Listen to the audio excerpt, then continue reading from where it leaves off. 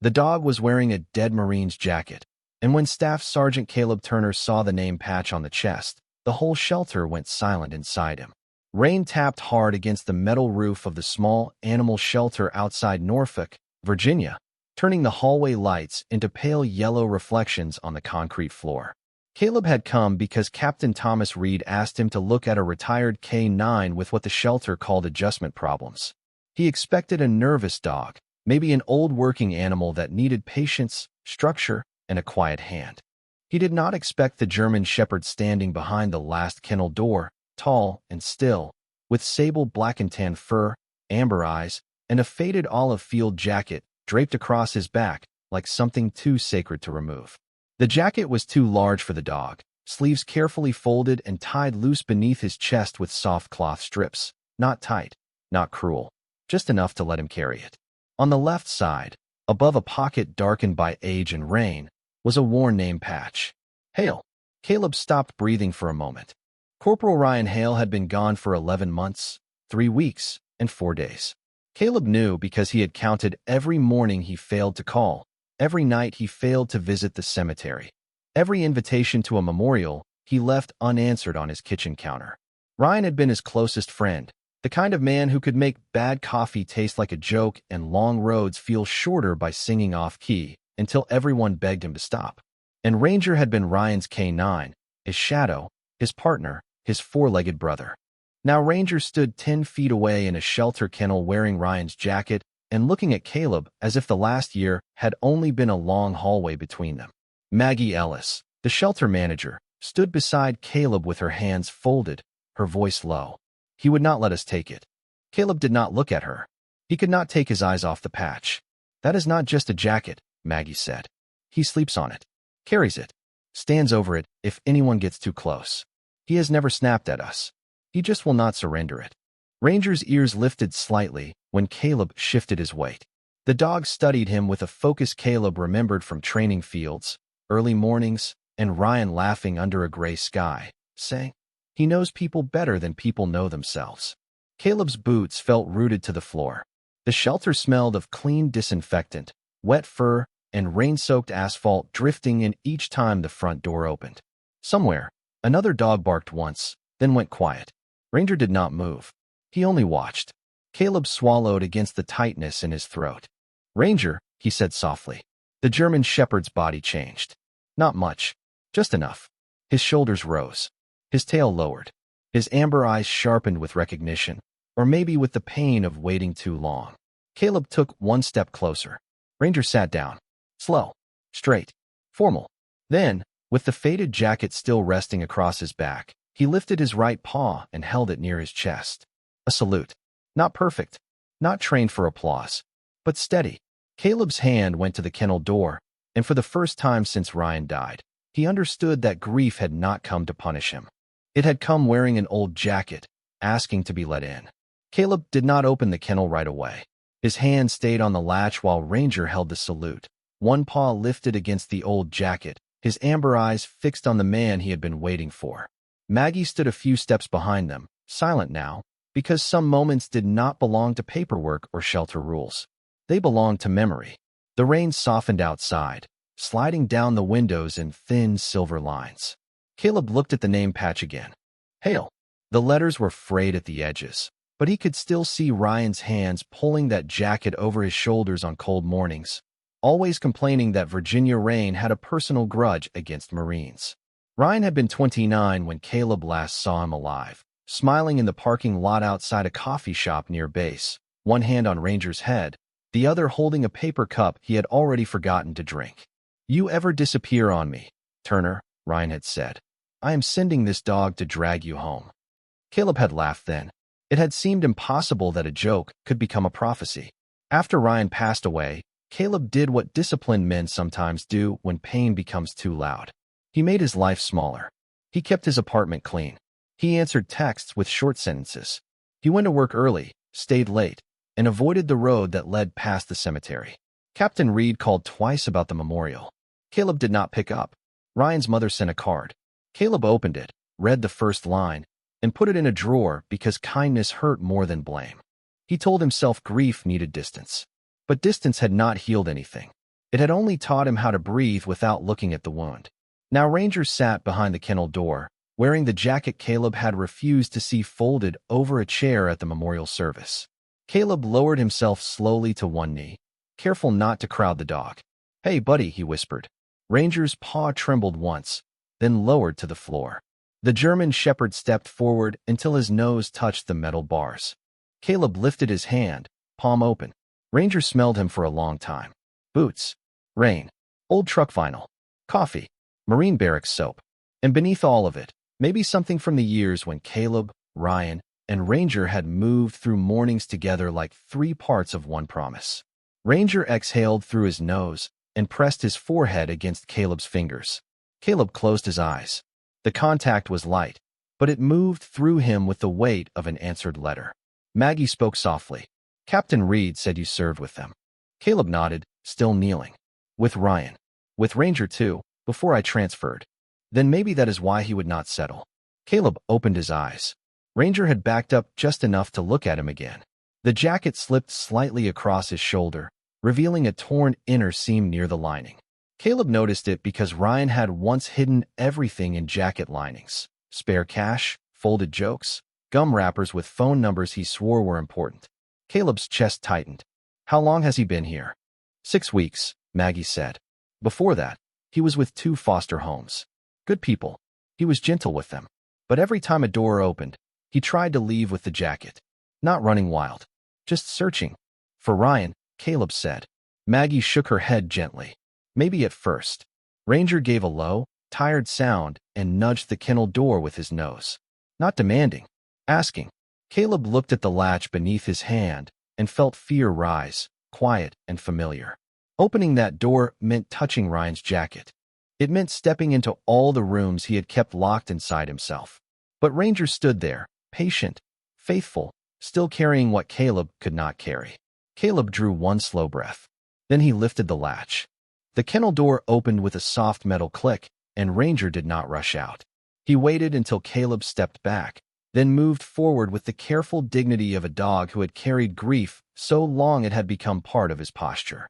The old jacket shifted across his shoulders. One sleeve brushed the concrete floor. Caleb reached for it by instinct, then stopped before his fingers touched the fabric. Ranger noticed. He stood still, turned his head, and looked at Caleb with a patience that made the hallway feel smaller. Maggie watched from near the wall, holding a folded leash she had not yet offered. "He lets us adjust it only when he trusts the room," she said. Caleb swallowed. Ryan used to wear that jacket on night walks. His voice sounded far away to him. Said it made him look like somebody's tired uncle. For the first time that morning, Maggie smiled, but it faded quickly when she saw Caleb's face. Ranger took 2 more steps, then lowered himself beside Caleb's boots and placed one paw over the jacket sleeve. Not guarding it from him, presenting it. Caleb crouched slowly.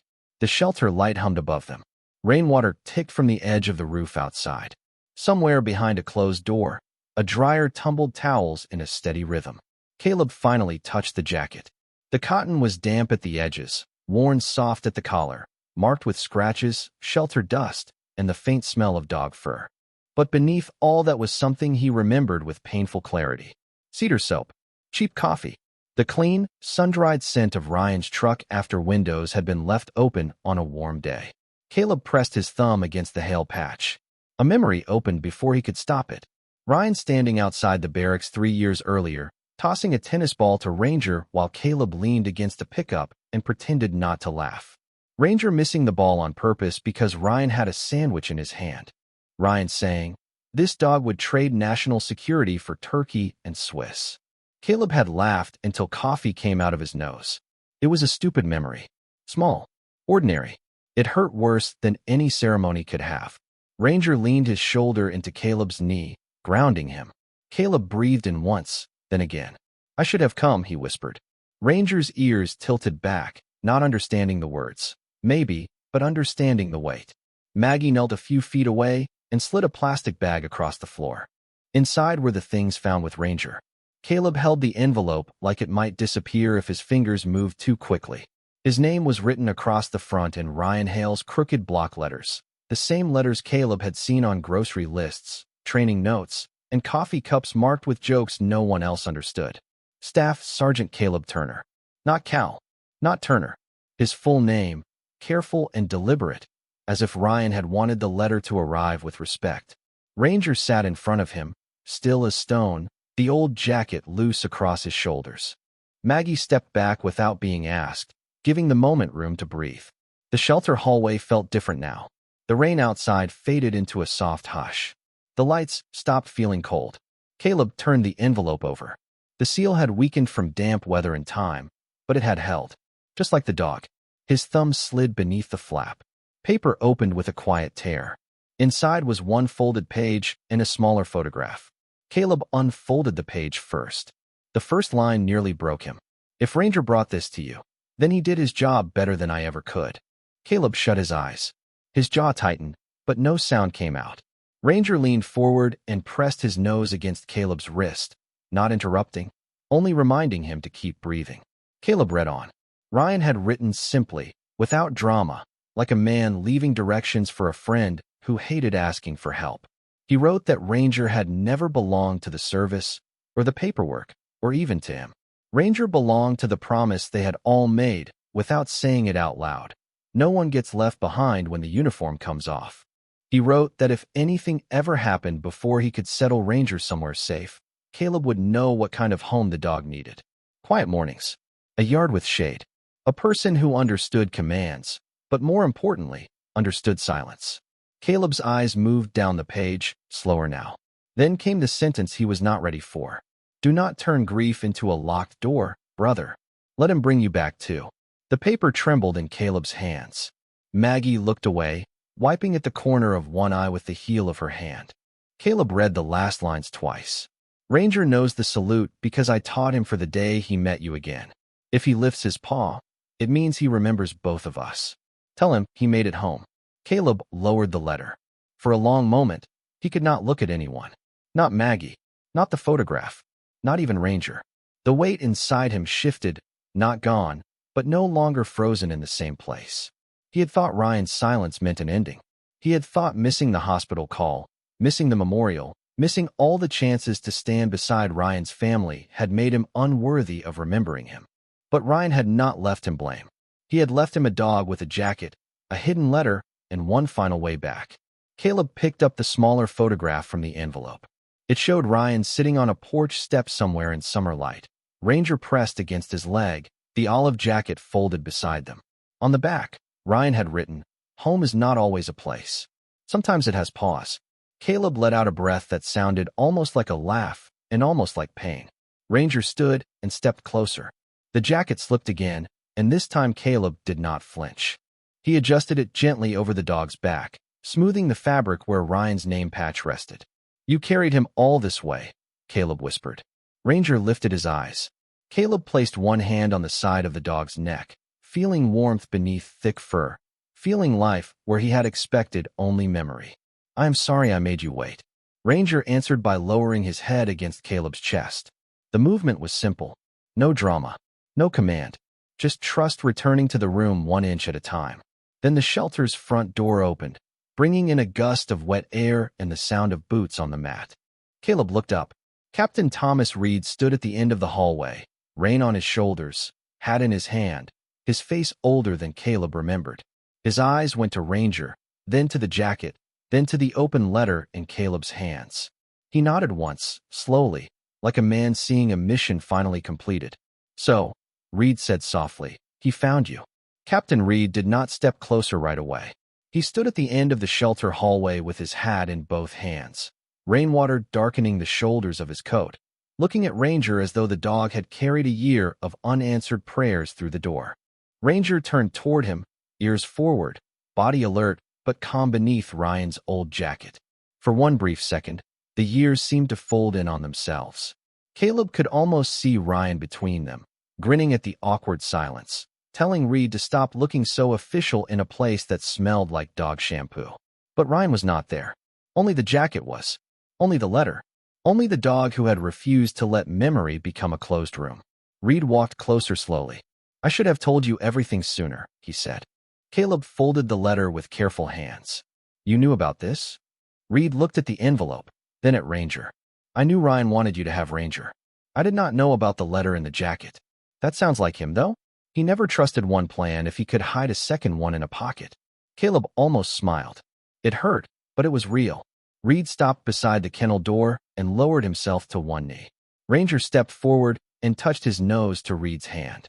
The older Marine closed his eyes for a moment. "Good boy," he whispered. "You kept your post." Maggie stood near the wall, holding the leash against her chest, listening as Reed explained what had happened after Ryan's passing. The paperwork had gone wrong. Ranger was listed as retired but temporarily placed, then transferred when the first home could not handle his searching. He was never aggressive, never wild. He simply kept trying to leave with the jacket.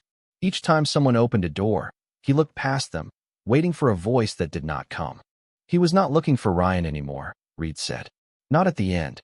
Caleb looked down at Ranger. "Then who?" Reed's voice softened. "You." The word landed gently, but it shook something loose.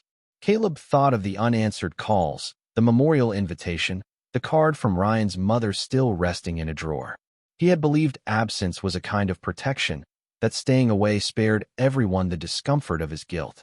But Ranger had crossed shelter floors, foster homes, and rainy roads carrying a jacket that smelled like the friend Caleb could not face. The dog had not judged him. He had only searched. Reed reached into his coat pocket and pulled out a second photograph, protected inside a clear sleeve. He handed it to Caleb. The picture showed Ryan, Caleb, and Ranger on a training field in North Carolina, all three caught in morning light. Ryan had one hand on Ranger's head and the other pointing at Caleb, laughing at something just outside the frame. On the back was Ryan's handwriting again, only 4 words. "He will come around." Caleb stared at the sentence until his throat tightened. "He said that." Reed nodded. "About you. About grief. About anything hard." Ryan always believed people could find their way back if somebody waited without giving up. Ranger leaned against Caleb's leg, heavy and warm. Caleb rested one hand on the jacket, no longer afraid of the fabric. It was not a ghost. It was proof that love could outlast confusion, bad paperwork, missed calls, and every mile between a man and the truth he avoided. Maggie finally clipped the leash to Ranger's collar, then placed it in Caleb's hand. She did it like a blessing, not a transaction. "He has already chosen," she said. Caleb looked at Ranger. The German shepherd looked back, steady and tired and hopeful all at once.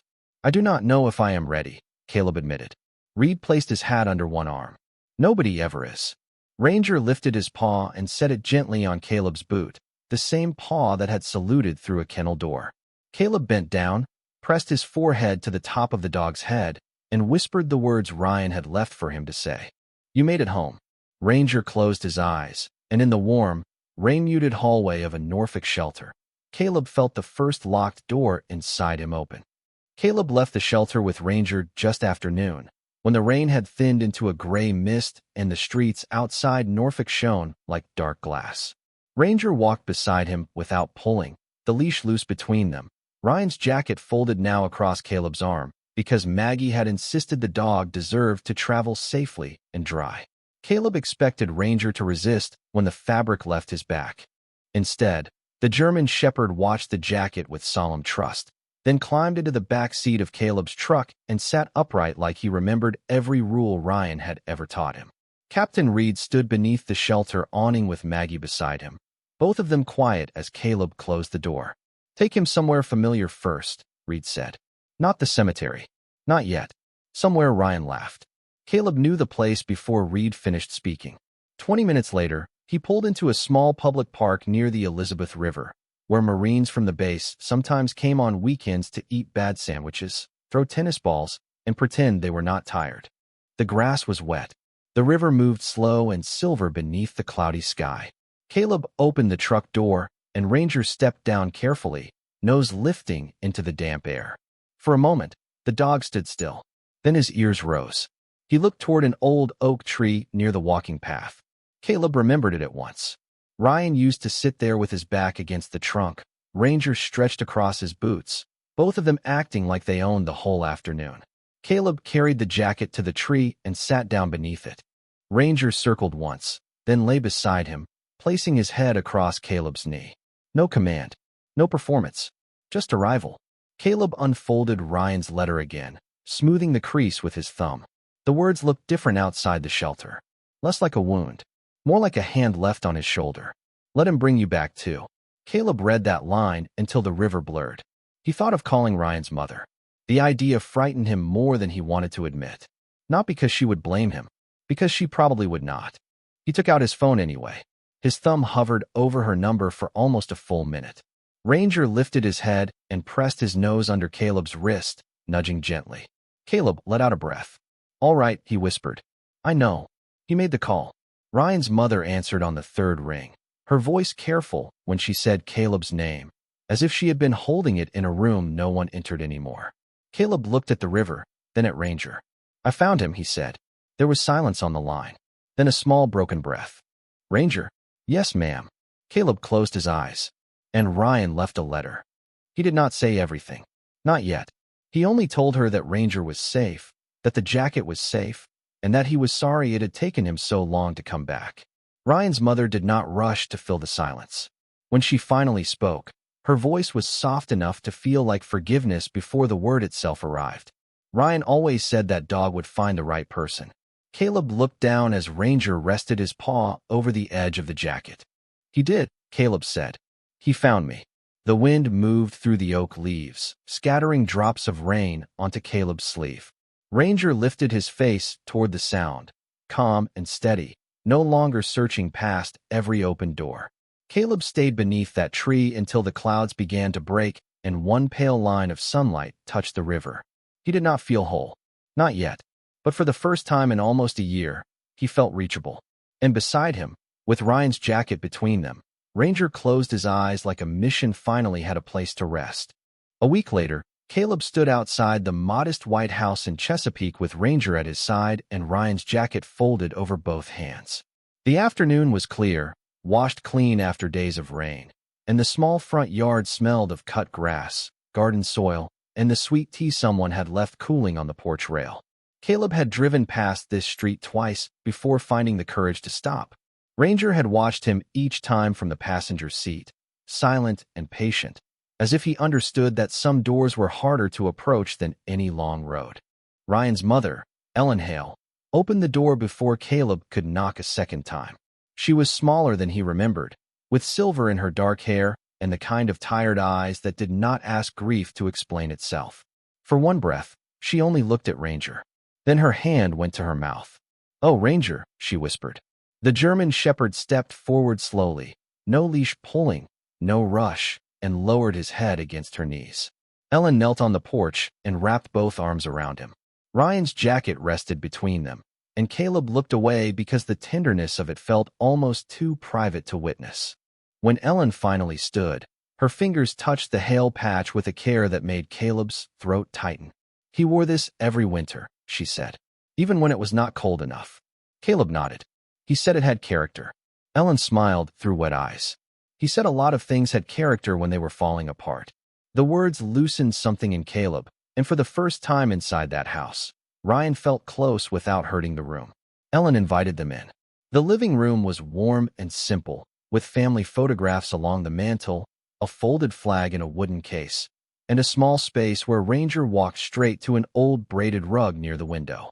He circled twice and lay down there like he remembered it. Ellen watched him. "That was his spot," she said softly. Caleb held out the letter. "Ryan hid this in the jacket. I should have brought it sooner." Ellen did not take it right away. She looked at Caleb instead. "You came when you could." He shook his head. "That is not enough." Her voice stayed gentle. "Sometimes it has to be." Caleb lowered his eyes, but Ranger stood, crossed the room, and pressed his shoulder against Caleb's leg. Ellen then took the letter and read it in silence, one hand resting on the back of the couch. When she reached the line about not turning grief into a locked door, she closed her eyes and held the paper to her chest. "That boy," she whispered, almost laughing, almost crying, always trying to take care of people after he had already left the room. Caleb looked at the photographs on the mantel. Ryan at 8 years old holding a baseball glove, Ryan at 17 beside an old pickup, Ryan in uniform with Ranger sitting proudly at his boot. "I missed the memorial," Caleb said. "I missed you. I missed everything I should have stood beside." Ellen folded the letter carefully. "No, Staff Sergeant. You are standing here now." Silence settled, but it did not feel empty. It felt like a table finally set for the truth. Before Caleb left, Ellen brought out a small cardboard box. Inside was Ranger's old training collar, a tennis ball worn smooth, and a photograph Caleb had never seen. Ryan, Caleb, and Ranger stood together beneath the same oak tree by the Elizabeth River, all three caught in sunlight, all three unaware that someday the picture would become proof. Ellen placed it in Caleb's hand. "He wanted you to have this," she said. On the porch, Ranger paused beside the steps, turned back toward Ellen, and lifted his right paw near his chest. The salute was quiet, steady, and full of memory. Ellen covered her heart with one hand. Caleb stood beside Ranger, Ryan's jacket folded against him, and understood that loyalty had not ended at the shelter. Caleb brought Ranger home that evening to a small brick rental house near Norfolk, the kind of place he had kept neat but never truly lived in. The porch had one chair. The kitchen table had one plate. The walls were bare except for a calendar, a framed service certificate, and a clock that seemed louder than it needed to be. Ranger stepped inside and stopped in the entryway, nose moving slowly, learning the shape of the quiet. Caleb set Ryan's jacket across the back of the couch, but Ranger did not run to it. He looked at it, then looked at Caleb, as if asking whether this house was finally allowed to hold more than survival. Caleb took off his boots by the door. "It is not much," he said. Ranger walked to the living room rug, circled once, and lay down facing the couch. Not guarding the jacket now, resting near it. That difference stayed with Caleb longer than he expected. Over the next few days, the house changed in small ways. A stainless steel water bowl appeared beside the kitchen island. A dog bed went near the window where morning light came in soft and gold. The old tennis ball from Ellen Hale's box rolled under the coffee table twice before Ranger decided it was worth chasing again. Caleb found himself talking while making coffee, not because Ranger needed every detail, but because silence no longer had to fill every room alone. He called Ellen every Sunday afternoon. Sometimes they spoke about Ryan, sometimes about weather, groceries, or the way Ranger still tilted his head whenever someone said the word sandwich. Captain Reed stopped by one morning with a simple wooden frame for Ryan's letter and the old photograph from the river. Caleb placed them on a small table by the front window. Beneath them, he set Ryan's dog tag, the broken half found with Ranger, and his own tag beside it. The jacket came last. Caleb brushed it clean by hand, smoothed the sleeves, and hung it carefully on a wooden peg near the table. Ranger watched from the rug. When Caleb stepped back, the German Shepherd rose, walked to the display, and sat straight in front of it. For a second, Caleb thought Ranger might salute again. Instead, the dog simply lowered his head. It was not a command. It was not a trick. It was respect. Caleb stood beside him and felt the ache in his chest answer without breaking him. "He is here," Caleb said softly. Ranger leaned against his leg. That night, Caleb finally opened the drawer where he had left Ellen's old card months earlier. He read every word. Then he sat at the kitchen table and wrote back. He did not try to explain everything. He only wrote the truth. "I am sorry I stayed away. Ranger found me. I am trying to come home too." When he finished, he looked into the living room. Ranger was asleep beneath Ryan's jacket, his breathing slow, his paws twitching as if running through a field only he could see. The house felt different then, still quiet, but no longer empty. Outside, a soft Virginia wind moved through the maple tree by the porch, and inside, Caleb understood that some promises do not end when they are fulfilled. They become a place where healing can begin. A month later, Caleb stood on his front porch before sunrise, holding the folded American flag Ellen Hale had asked him to fly for Ryan's birthday. The Virginia morning was cool and blue, with dew shining on the grass and the streets still quiet enough to hear the soft jingle of Ranger's collar behind him. The German Shepherd stepped onto the porch and sat beside Caleb's left boot, his sable black and tan coat touched with the first pale light. Inside the house, Ryan's jacket hung clean and steady near the window, no longer carried from place to place, no longer guarded like the last piece of a world about to vanish. It had become part of the home now, beside the letter, the photographs, the dog tags, and the small wooden frame Captain Reed had brought. Caleb raised the flag slowly. The fabric moved once in the morning air, then opened above the porch with a quiet sound that made him think of pages turning. He did not speak right away. Some days still hurt. Some mornings still began with the old habit of reaching for distance. But Ranger had learned those mornings too.